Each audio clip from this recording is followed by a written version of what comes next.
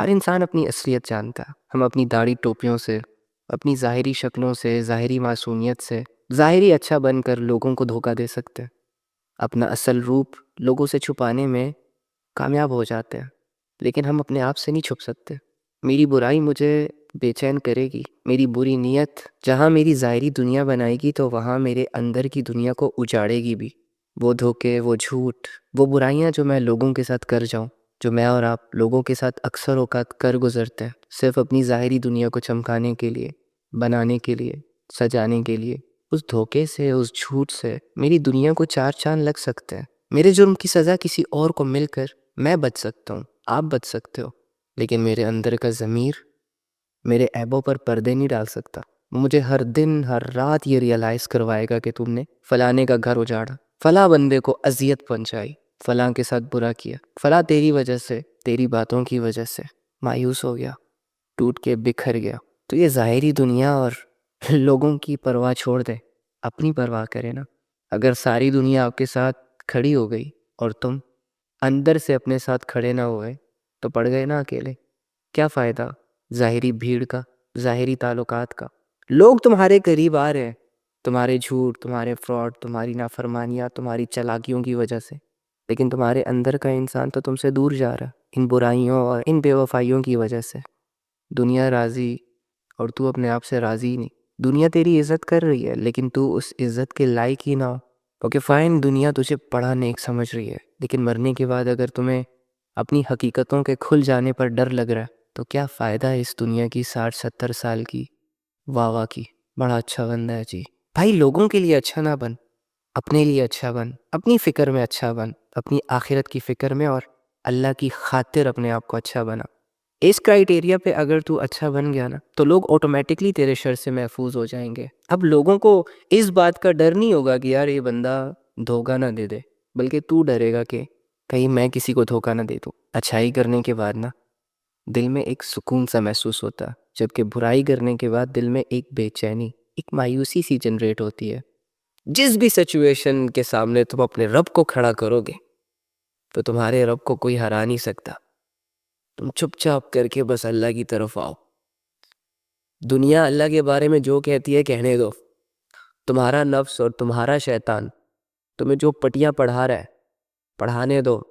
یقین تم نے صرف اللہ کا کرنا ہے کہ نا نا نا نا نا، میرا رب مجھے نہیں چھوڑ سکتا، میرا رب مجھ سے غافل نہیں ہو سکتا، میرا رب باوجود اس کے کہ گنہگار ہوں، باوجود اس کے کہ خطا کار ہوں، باوجود اس کے کہ میرے اندر لاکھ عیب ہے،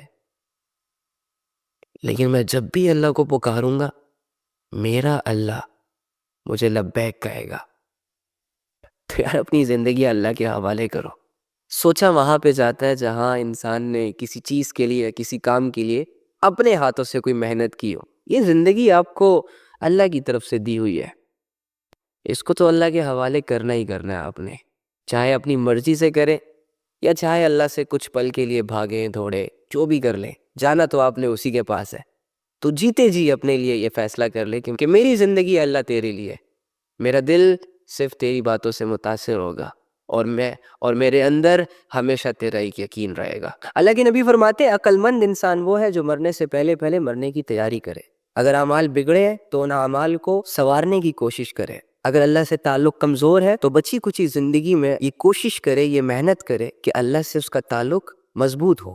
عقل مند بنے، بے وقوف مت بنے۔ بڑے بڑے ٹیلنٹ زمین کے نیچے دفن ہیں، بڑے بڑے شیخ، بڑے بڑے ملینئر بلینئر زمین کے نیچے دفن ہیں، اور ان قریب تم بھی دفن ہونے والے ہو۔ سودا نہ کرو آخرت کا۔ سمجھانے والے سمجھا کے تھک چکے ہیں آپ لوگوں کو۔ اب اگر آپ نہیں سمجھ رہے تو یہ آپ کی غلطی ہے۔ تمام حجتیں ہر انسان پر کلیئر ہیں بھائی، سب جانتے ہیں کہ کیا اچھائی ہے، کیا برائی ہے، کیا صحیح ہے، کیا غلط ہے۔ اس کے باوجود ہم نے آنکھیں بند کی ہوئی ہیں۔ وہ کریں جو اللہ چاہتا ہے، وہ نہ کریں جو نفس اور شیطان چاہتا ہے۔ پلیز تھوڑا سا صبر کر لو، تھوڑی سی ہمت دکھاؤ۔ زندگی زیادہ گزر چکی ہے، تھوڑی رہتی ہے۔ نفس اور شیطان کے بہکاووں میں آ کر اپنے ایمان کو داؤ پر لگانے کے بجائے ایمان سے فائدہ حاصل کریں۔ آپ خدا کا واسطہ ہے بس کر دو۔ سمجھانے والے سمجھا کے تھک چکے ہیں آپ لوگوں کو۔ لوگوں نے آپ کو پکڑ کر اللہ کی آیتیں سنائی ہیں۔ اب یہ آپ کی کمزوری ہے کہ آپ اس پر یقین نہیں کر رہے۔ اپنے لیے اللہ کا راستہ انتخاب کرنا مشکل سمجھ رہے ہیں اور شیطانی راستوں پر چل کر لذتوں میں گھرے اپنی زندگیوں کو برباد کر رہے ہیں۔ جاگیں، یہ جاگنے کا وقت ہے، سیریس ہو جائے۔ یہ رولے رپے کی بچگانہ زندگی آپ کے ساتھ سوٹ نہیں کرتی۔ آپ عاقل ہیں، بالغ ہیں۔ اب قیامت کے دن جو سوال حضرت علی سے، حضرت عمر رضی اللہ تعالیٰ عنہ سے ہوگا، وہی سوال آپ سے ہوگا۔ آپ سے آپ کی زندگیوں کا پوچھا جائے گا، جوانیوں کا پوچھا جائے گا، علم کا پوچھا جائے گا، عمل کا پوچھا جائے گا، دولتوں، شہرتوں، لوگوں کے حقوق، ان ساری چیزوں کا آپ سے پوچھا جائے گا۔ آپ کیسے غفلت کر سکتے ہیں؟ کیسے خود کو سستیوں کے حوالے کر سکتے ہیں؟ کیسے آپ ان لوگوں کے ساتھ شامل ہو سکتے ہیں جو لوگ اپنی زندگیوں کے ساتھ سیریس ہی نہیں ہیں، جنہوں نے اپنی زندگیوں کو کھیل تماشا بنایا ہوا ہے؟ روتے ہوئے لڑکیاں ایک دوسرے کو بتا رہی ہوتی ہے کہ فلانے نے چھوڑ دیا، فلانے نے ایسا کہا تھا، ویسا کہا تھا، لیکن ایسا نکلا اور چھوڑ گیا۔ اب میں کیا کروں گی، میں تو برباد ہو گئی، میں تو لٹ گئی، میں تو یہ، میں تو وہ۔ چلو اس نے بے وفائی کی، اس نے تمہیں یوز کیا، اس نے تمہیں سچے جھوٹے خواب دکھا کر تمہیں بزی رکھا اپنے ساتھ اور تم سے پتہ نہیں کیا سے کیا کرواتا رہا، لیکن میری بہن، جس بندے کو تم بے وفا کہہ رہی ہو نا، اس سے بڑی بے وفا تو تم ہو۔ تم نے بھی تو اس کی خاطر اپنی ماں بے وفائی کی، وہ ماں کہ جب تمہیں ساری دنیا غلط کہہ رہی ہوتی ہے نا، تو وہ ماں کہتی ہے کہ نہیں میری بیٹی ٹھیک ہے، دنیا غلط ہے۔ تم نے بھی تو اپنے باپ سے بے وفائی کی تھی نا، وہ باپ کہ جس نے تمہیں گھر کی چار دیواری اس لیے پرووائڈ کی تھی تاکہ تم معاشرے کے ایسے گندے لوگوں سے، ایسے بدماش قسم کے لوگوں سے بچی رہو۔ اس بھائی سے بھی تو تم نے بے وفائی کی نا، کہ جو بھائی ساری عمر تمہاری عزت کا محافظ بنا، پیدا ہونے سے لے کر 20-22 سالوں تک انہوں نے تمہاری عزت پر آنچ نہیں آنے دی، لیکن تم نے کیا کیا؟ ایک ایسے انسان کی باتوں میں آ گئی کہ جسے تم پراپر طریقے سے جانتی تک نہیں تھی، وہ کیا کرتا ہے، اس کی کیا گیدرنگ ہے، وہ کہاں رہتا ہے، کیسے رہتا ہے، اس کی سچی جھوٹی کہانیاں تو سائڈ پہ رکھو نا۔ لڑکیوں کو ان لڑکوں کا صرف نمبر اور بس وہ کچھ پتا ہوتا ہے جو انہوں نے بتایا ہوتا ہے۔ عجیب سی خواہشات کو محبت کا نام دے دیا ہوا ہے۔ بے وقوفوں، تم لوگوں کی محبتیں تم لوگوں سے عبادتیں کروا رہی ہے اپنی۔ مرنے کے بعد کوئی محبت ساتھ نہیں جاتی، کوئی دولت ساتھ نہیں جاتی، کسی کے کیے گئے وعدے اور اٹھائی گئی قسمیں ہمیں کوئی فائدہ نہیں دے سکتے۔ مرنے کے بعد ہم اکیلے، ہر طرح سے اکیلے۔ تو دنیا کے حوالے خود کو نہ کرو۔ اللہ رب العزت نے آپ کو دنیا کی ریالٹیز بتائی۔ وَمَا الْحَيَاةُ الدُّنْيَا إِلَّا مَتَاعُ الْغُرُورِ۔ میرے بندے، یہ دنیا کی زندگی دھوکے کے سوا کچھ نہیں ہے۔ جس نے بنائی وہ اسے دھوکا کہہ رہا ہے، تمہارے لیے بنائی اور تم اسی سے دل لگا بیٹھے۔ تمہیں یہ دنیا اتنی عزیز ہو گئی ہے، اس دنیا کے لوگ تمہارے لیے اتنے ضروری ہو گئے کہ ان کی وجہ سے تم بنانے والے کو بھول جاؤ۔ بنانے والے کو تو ٹائم نہ دو، لیکن رات بھر دنیا کے لوگوں کے ساتھ مصروف رہو۔ آخرت کو لے کر کوئی پلاننگز نہ ہو ہمارے دل میں، لیکن دنیا کے معاملے میں مہینوں کی پلاننگز کو پہلے سے کر رکھو۔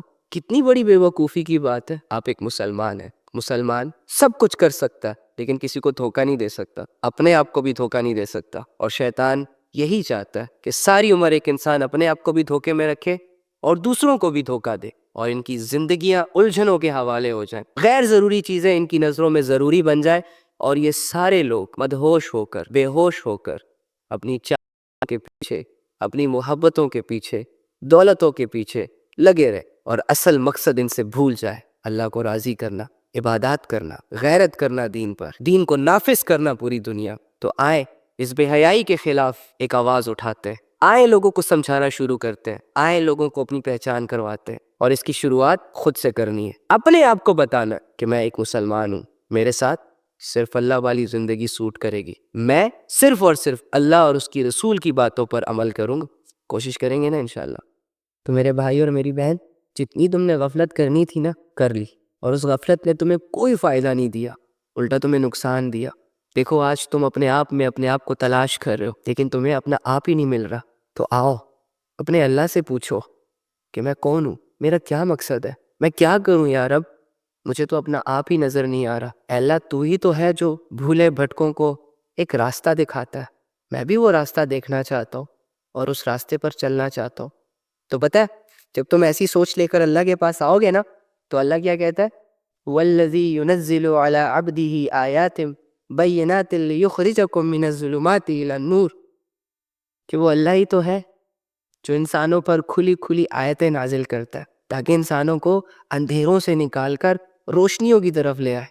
اللہ کی طرف سے تو فیصلے ہو چکے ہیں کہ جب بھی تم اپنے اللہ کی ضرورت کو محسوس کرو گے، جب بھی تمہیں اللہ رب العزت کی نیڈ فیل ہوگی، اللہ رب العزت پہلے سے ہی وہاں موجود ہے. لیکن اگر تم اللہ کو اگنور کرتے رہے اور بار بار کرتے رہے، حالانکہ اللہ یہ نہیں چاہتا، تو تمہارا یہ فیصلہ تمہیں ذلیل کر دے گا. بظاہر دنیا تمہارے لیے تالیاں بجا رہی ہوگی، تمہارے نام کے نغمے گائے جا رہے ہوں گے، دنیاوی حیثیتوں میں کوئی تمہارے مقابلے کا نہیں ہوگا، لیکن اندر سے تم ٹوٹ جاؤ گے، بکھر جاؤ گے، مٹیریلسٹک چیزوں سے اپنے آپ کو سیٹسفائیڈ نہیں کر پاؤ گے. تو آئیں اپنی زندگی بدلے، دیر مت کرے. چل چھوڑ یہ ساری باتیں. تجھے میرے چہرے پر ایک اطمینان نظر آ رہا ہے کہ نہیں آ رہا؟ ہنس کے دکھاؤں؟ آ رہا ہے نا؟ یہ اطمینان مجھے دنیا کے نین نقشوں سے نہیں ملا. بہت بھاگا ہوں اس دنیا کے پیچھے، تھک ہار کے ہی بیٹھا ہوں یہاں پہ. ہمیں تو یاد بھی نہیں کہ کب کہاں کدھر کدھر ٹوٹے اور پھر کیسے کیسے خود کو سمیٹا، یاد نہیں ہے. میں بھی کبھی تیری جگہ بیٹھ کر یہ سوچتا تھا، فالوورز بنانے ہیں، پیسہ بنانا ہے، اللہ رسول بعد میں کر لیں گے، داڑھی ٹوپی شادی کے بعد پہن لیں گے. داڑھی ٹوپی رکھ لی تو رشتہ کون دے گا؟ امی ابو جس کے گھر رشتہ لینے جائیں گے وہ تو تصویر دیکھ کے ہی گئی گی، نو برو یہ تو مولوی ٹائپ بندہ ہے، اس سے نہیں کرنی. ہوا کرتی تھی کبھی ایسی سوچیں ہماری بھی، لیکن ایٹ دی اینڈ ہمارے ساتھ ہوا کیا؟ وَالَّذِي يُنَزِّلُ عَلَىٰ عَبْدِهِ آيَاتٍ بَيِّنَاتٍ لِيُخْرِجَكُم مِّنَ الظُّلُمَاتِ إِلَى النُّورِ. میرے بندے، تو ساری عمر مجھ سے بھاگتا رہتا، تجھے ساری عمر اپنی کامیابی دنیا کے نئے نقشوں میں نظر آتی ہے، تو تھکا دیتا ہے خود کو لوگوں کے پیچھے، اور یہ لوگ تجھے اٹھا اٹھا کے ذلیل کرتے. تو نے مجھے اپنا سیکنڈری آپشن رکھا ہوا ہے، پرائمری لیول پہ تیری دنیا سیٹ ہے. پہلے دنیا، پہلے نام، پہلے عزت، پہلے شہرت، پہلے فلاح، پہلے فلاح. تو ساری عمر اللہ سے نظریں چراتا پھرتا ہے. کر لیں گے، غفور الرحیم ہے. اور اللہ کیا کہہ رہا ہے؟ میں تیرا وہ رب ہوں کہ تیرے اس بیہیویئر کے باوجود، اس ناشکری کے باوجود، میں تجھے اندھیروں سے نکالتا ہوں اور روشنیوں میں ڈالتا ہوں، تاکہ تو اپنی زندگی کو ضائع کرنے سے بچ جائے، تاکہ تو ٹوٹنے سے، بکھرنے سے بچ جائے، تاکہ تو اپنی اصلاح کر لے. لیکن اس کے باوجود بھی تو میرا احسان نہیں مان، تجھے میری ضرورت نہیں پڑتی، تو اپنے دل کے جذبے میرے ساتھ نہیں جوڑتا، تو سٹل لوگوں پہ بھروسے کرتے رہتا. اللہ رب العزت جو ہمیں آزمائشوں کے حوالے کرتا ہے، اللہ رب العزت جو ہماری زندگی میں دو چار مسئلے کریٹ کرتا ہے، پریشانیاں بھیجتا ہے، اکثر ان پریشانیوں کی وجہ تو یہ ہوتی ہے کہ ہمارے کرتوت ہی ایسے ہوتے ہیں کہ ہمیں لگام ڈالنے کے لیے ان پریشانیوں میں انوالو کیا جاتا ہے. لیکن اکثر اللہ رب العزت اپنے بندے کو ٹیسٹ کرتے ہیں، جیسے کہ ابراہیم علیہ السلام کو ٹیسٹ کیا. اولاد اللہ سے مانگی گئی، رو رو کے مانگی گئی، لیکن وہی اولاد جب جوان ہوئی تو اللہ نے کہا اس کو قربان کرو میری خاطر. اور ابراہیم علیہ السلام بھی ریڈی ہو گئے، کیونکہ فائن وہ اپنی اولاد کو قربان کرنے کی طرف لے جا رہے تھے، یہ پروف کرنے کے لیے کہ اللہ میری نظر میں اولاد کی کوئی حیثیت نہیں ہے تیرے آگے، تو ٹاپ پریورٹی ہے، تجھے راضی کرنے کے لیے جان بھی حاضر، مال بھی حاضر، اولاد بھی حاضر. یہ بندگی ہوتی ہے. اور اللہ تعالیٰ ہم سے بھی یہی ڈیمانڈ کر رہے ہیں کہ مجھے ٹاپ پریورٹی سیٹ کرو، میرے لیے کچھ بھی قربان کرتے ہوئے تمہیں کسی قسم کا خوف نہیں آنا چاہیے، میرے لیے فیصلہ کرتے ہوئے، میری عبادت کرتے ہوئے تمہیں دنیا کی پرواہ نہیں ہونی چاہیے، تمہیں حالات کی فکر نہیں ہونی چاہیے. اگر تم حالات کی فکر کرو گے تو دنیا کے حالات تمہیں لے ڈوبیں گے، تم کبھی بھی میری بندگی نہیں کر پاؤ گے، تم کبھی بھی اپنے دل کے ایموشنز میرے ساتھ جوڑ نہیں پاؤ گے. ہاں، جب تم مجھے اپنا سب کچھ سمجھو گے، جب تم اپنا سب کچھ مجھ پر قربان کرنے کے لیے تیار ہو جاؤ گے صرف، تب جا کے تمہیں سمجھ آئے گی کہ عبادت کس چیز کا نام ہے، تب جا کے تمہیں اللہ کا تعلق فیل ہو. یہ جو قرآن ہے نا، قرآن واللہ اس کو آج کچھ سمجھا ہی نہیں جا رہا، اور یہی وہ قرآن ہے جس کی وجہ سے اللہ رب العزت قوموں کو عروج دیتے ہیں. یہی وہ قرآن ہے جو کل قیامت کے دن گواہی دے گا ایسے لوگوں کے حق میں کہ جو لوگ اس کے حلال کو حلال جان کر اس پر اپلائی کرتے تھے اور حرام کو حرام جان کر اس سے بچنے کی کوششیں کرتے تھے. لیکن انفارچونیٹلی ہم نے قرآن کو 2 لاکھ کے موبائل کے بدلے اگنور کر دیا. جو لگاؤ ہمیں موبائل سے ہے نا، اس سے کئی زیادہ لگاؤ ہمیں قرآن سے ہونا چاہیے تھا. جتنا ٹائم ہم یہ لوگوں کا بیہودہ کنٹینٹ دیکھنے میں لگاتے ہیں نا، اس سے زیادہ ہم پر فرض یہ تھا کہ ہم قرآن کی آیتوں کو سمجھنے میں لگائیں. ہر بندے نے اپنے موبائل میں ایک دنیا بنائی ہوئی ہے، ایک چھوٹا سا سوشل سرکل بنایا ہوا ہے، 2-4 چہروں کی غلامیاں کی جا رہی ہے. موبائلوں کی دنیا تو آباد ہو چکی ہے، اور ریئل زندگی میں 2 سال پیچھے جہاں تھے آج بھی وہیں کے وہی ہے. قرآن نے آپ کو زندگی کا مقصد دینا تھا، موبائلوں نے آپ سے آپ کی زندگی کا مقصد ہی چھین لیے. اور سوری، اس کے غلط استعمال نے. صحیح استعمال کرے، بہت بڑی نعمت ہے اللہ کی. لیکن ہم نے اللہ رب العزت کی کون سی نعمت کی قدر کی ہے جو اس کی کریں گے؟ ہم تو پہلے اللہ سے مانگتے ہیں، اور جب اللہ رب العزت وہ چیزیں ہمیں دے دیتا ہے، ہماری ملکیت میں لے آتا ہے، تو ہم انہی چیزوں کو اللہ کے اگینسٹ استعمال کرنے لگ جاتے ہیں. یہ منافقت کی اعلیٰ مثال ہے. کوشش کریں کہ اللہ کو راضی رکھو کہ دنیا تمہیں جتنا کمزور کرے گی تمہارا رب تمہیں اتنی ہی پاور دے گا. دنیا تمہیں جب جب گرائے گی تمہارا رب پہلے سے وہاں کھڑا ہوگا تمہیں اٹھانے کے لیے. دنیا جب ذلیل کرنے کی کوشش کرے گی تمہارا رب پہلے سے تمہارے عزت کے فیصلے کر چکا ہوگا. شرط یہ ہے کہ تمہارا اور اس کا معاملہ کلیئر ہو، تمہارا اس پر بھروسہ ضرور ہونا چاہیے. جس طرح رب تمہارے ساتھ ہے نا، اس طرح تمہیں بھی اپنے آپ کو اپنے رب کے ساتھ رکھنا چاہیے. جس طرح اللہ تمہیں چھوڑ کے نہیں جاتا نا کسی بھی سچویشن میں، اسی طرح تم نے بھی دنیا کی کسی بھی حالت میں اسے چھوڑ کے نہیں جانا. یہ نہ ہو کہ دو چار خوشیاں ہاتھ آئے اور تم اللہ کے حکموں سے غافل ہو جاؤ. یہ نہ ہو کہ تھوڑی سی دولت ہاتھ آئے اور تم بھول جاؤ کہ اللہ کون ہے. یہ نہ ہو کہ تھوڑی سی شہرت آپ کو ملے تو آپ یہ بھول جائیں کہ عبادت کسے کہتے ہیں. پھر دنیا کی واہ واہ تو آپ کو نظر آئے، دنیا کی دولتوں، عزتوں، راحتوں، شہرتوں میں آپ خوب اپنی زندگیاں گزارنا شروع کر دیں. لیکن وہ رب جس کے سامنے کبھی تم تنہائیوں میں روتے تھے، کسی دور میں جب تم بیمار پڑ گئے تھے تو تم نے صحت کی بھیک مانگی تھی کسی سے، یہ نہ ہو کہ تم وہ سب کچھ بھول جاؤ. تو بھائی آپ جیسے بھی ہو، جس بھی مقام پر ہو، یاد رکھنا کہ تمہاری دولت، تمہاری عزت، تمہاری شہرت، تمہاری واہ واہ کی کوئی ویلیو نہیں ہے اللہ کی نظروں میں. اللہ کی نظر تمہارے دل پر ہے، تمہاری نیت، تمہارے اعمال، تمہارے جذبات، تمہارے احساسات پر ہے. تو کہیں اللہ کو اپنے جذبات سے نہ نکال دینا، کہیں اللہ کو اپنی یادوں سے نہ نکال دینا، کہیں اللہ کو اپنی زندگی سے نہ نکال دینا. کیونکہ جن کی زندگیوں میں اللہ نہیں ہوتا نا، ان کے پاس بہت بڑی دنیا آتی ہے، ان کے لیے ہر گناہ آسان ہو جاتا ہے، وہ بہت مشہور ہو جاتے ہیں اکثر اوقات. لیکن دنیا کی شہرت، دنیا کی عزت، دنیا کی دولت، کل من علیہا فان، سب کچھ فنا ہونے والا ہے. کوشش کریں کہ اللہ کو راضی رکھو. کوشش کریں کہ 20-25 سال یہ جو زندگی کے بچے ہیں نا، یہ ضائع نہ ہو جائے. خوب قیمتی بناؤ، خوب عبادتیں کرو. میں حیران ہوں ان لڑکیوں پر کہ وہ ایسے لڑکوں سے متاثر کیسے ہو جاتی ہیں جن کے اندر نالج تک نہیں ہوتا، جو hi hello how are you کے بعد سپیچ لیس ہو جاتے ہیں. کبھی کام کی بات نہیں کریں گے، سارا دن ہا ہا ہی کرتے رہیں گے اور اپنے آپ کو سمجھیں گے کہ ہم بہت انٹرٹینر ہیں. لڑکیاں ان لڑکوں سے متاثر ہو رہی ہیں جن کو صبح اٹھنے سے لے کے نا رات کو آنکھ بند کرنے تک گھر والے سمجھاتے رہتے ہیں کہ بیٹا کوئی ڈھنگ کا کام کر لے، کوئی انسانوں والا کام کر لے، کوئی 2-4 پیسے کما کے آ جا. ماں بیمار ہے اسے ڈاکٹر کے پاس لے جا، بہن کی طبیعت خراب ہے اسے ذرا ڈاکٹر کے پاس لے جا. اور یہ بندہ بیٹھا موبائل میں اپنی زندگی گزار رہا ہے، 2-4 ویڈیوز بنا کے پوسٹ کر کے لوگوں کی اٹینشن گین کر رہا ہے. اور اس کے پیچھے کی جو زندگی، جو بھیانک زندگی اس کی چل رہی ہے، وہ نظر نہیں آ رہی نا تمہیں تو اس کے گٹس نظر آ رہے ہیں، اس کا حسن نظر آ رہا ہے، اس کی چالیں نظر آ رہی ہے، اور تو اس سے متاثر ہو رہی ہے. اس کی ہائٹ شائٹ دیکھ کے کہتی ہے کہ بس یہی ہے سب کچھ. ابے عقل کی اندھی، اگر تو تیری سوچ صرف مزے تک ہے نا، ہوس تک ہے، 2-4 باتیں ہائے ہیلو تک ہے، پھر تو ٹھیک ہے. پھر تو یہ سوشل میڈیا سجا ہوا ہے بھائی.